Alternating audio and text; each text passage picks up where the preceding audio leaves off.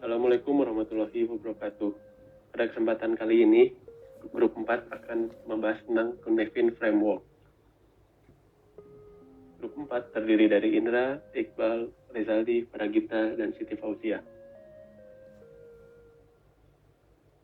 Kali ini kita akan membahas tentang 5 situasi yang terdapat pada Cynefin Framework dan mengkaitkannya dengan situasi yang terjadi di perbankan serta pengambilan keputusannya.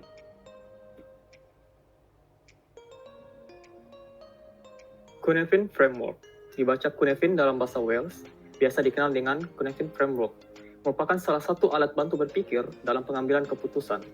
Kerangka berpikir ini menggunakan pendekatan penyebab dan akibat untuk menemukan solusi dari permasalahan yang ada.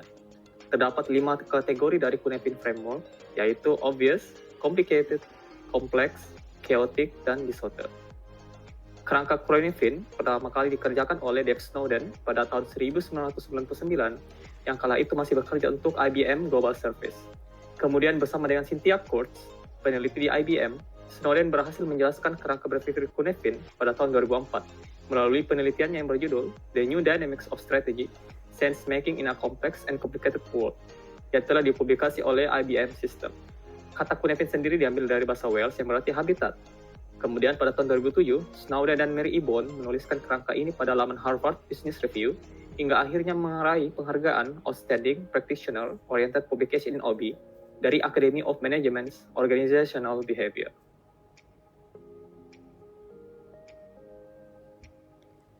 Yang pertama akan dibahas tentang situasi obvious. Obvious merupakan situasi di mana akar permasalahan dapat diidentifikasi karena hubungan sebab dan akibat sudah jelas dan mudah dipahami. Dalam situasi ini, pendekatan pengambilan keputusan Anda adalah dengan sense, categorize, dan respon. Anda harus menilai situasi dan identifikasi masalah terlebih dahulu, mengkategorikan jenis masalahnya, dan kemudian mengambil tindakan penyelesaian masalah. Tindakan yang perlu diambil biasanya bergantung pada suatu proses atau prosedur perusahaan. Selain itu, karena sudah terbiasa menyelesaikan permasalahan tersebut, organisasi akan memiliki best practice guidance atau cara-cara terbaik dan efektif yang dapat diterapkan pada organisasi manapun. Untuk contoh situasi obvious pada perbankan, yaitu ketika salah input MPIN pada aplikasi mobile banking sebanyak 3 kali berturut-turut. Jelas bahwa solusinya adalah nasabah wajib datang ke kantor cabang terdekat agar bisa kembali mengakses mobile bankingnya. Situasi yang kedua, yaitu complicated. Complicated merupakan situasi di mana hubungan antara sebab dan akibat cukup jelas. Namun, terkadang kita tidak tahu bagaimana cara mengatasi masalah tersebut. Complicated merupakan masalah yang cukup rumit. Sebagai seorang pemimpin, seringkali kita menghadapi masalah complicated ini. Ada beberapa pendekatan pengambilan keputusan di situasi ini, yaitu sense, analyze, dan juga respon. Selain itu, kita juga dapat melibatkan bantuan para ahli pengambil keputusan.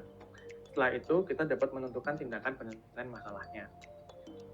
Contoh yang ada di dunia perbankan yaitu loan application. Loan application merupakan situasi yang cukup complicated, yaitu dalam proses aplikasi kredit ada banyak faktor yang perlu dianalisa dari debiturnya.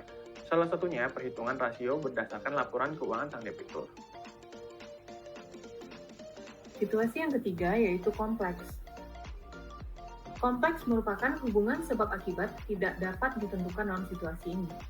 Selain itu, tidak ada satu solusi yang dapat diambil untuk menyelesaikan masalah, sehingga pendekatan terbaik adalah prop, sense, dan respon. Anda disarankan untuk tidak berusaha mengendalikan situasi yang ada, tetapi melakukan eksperimen untuk mencari pola dalam pemecahan masalah, dengan run multiple experiment and adapt to discover emergent practice.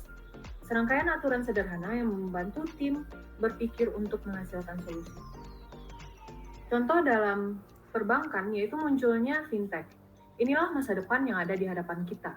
Kegiatan bagaimana kita memperoleh pinjaman, menyimpan uang, berinvestasi, kegiatan yang selama ini disediakan bank akan menjadi sangat luas tanpa harus terpaku pada perbankan.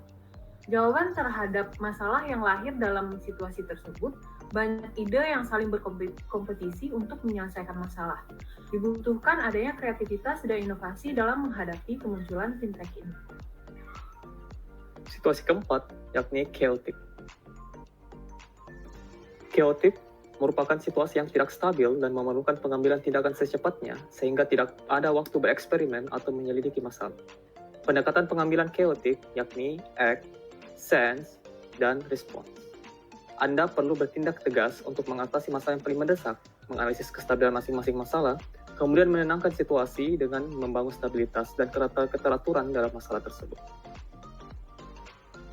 Contoh chaotic yakni rush money, di mana merupakan situasi di mana terjadi penarikan uang tunai yang dilakukan oleh masyarakat secara besar-besaran. Di situasi ini, tanpa memikirkan lama-lama, bank bersama regulator sama-sama menurunkan tensi kepanikan masyarakat dengan penyelarasan disinformasi secara jelas mengenai kondisi perbankan, disertai penjaminan akuntabilitas dan profitabilitas perbankan.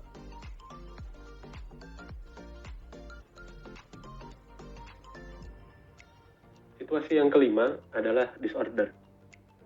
Lingkungan ini muncul setiap kali kita terlalu berpuas diri dan kehilangan fokus.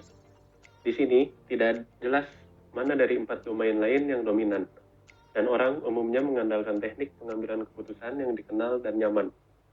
Ini adalah keadaan random yang sangat tidak diinginkan, di mana kita tidak tahu domain mana kita sebenarnya berada. Sangat sulit untuk mengidentifikasi ketika Anda berada dalam situasi disorder.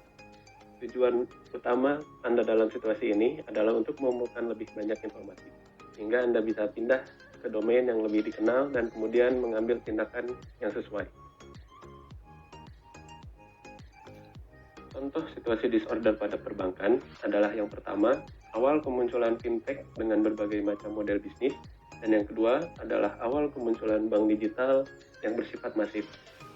Dari dua situasi tersebut, bank harus segera mengambil sikap yang tepat dan segera membedakan pada domain yang tepat untuk segera bisa mengambil keputusan.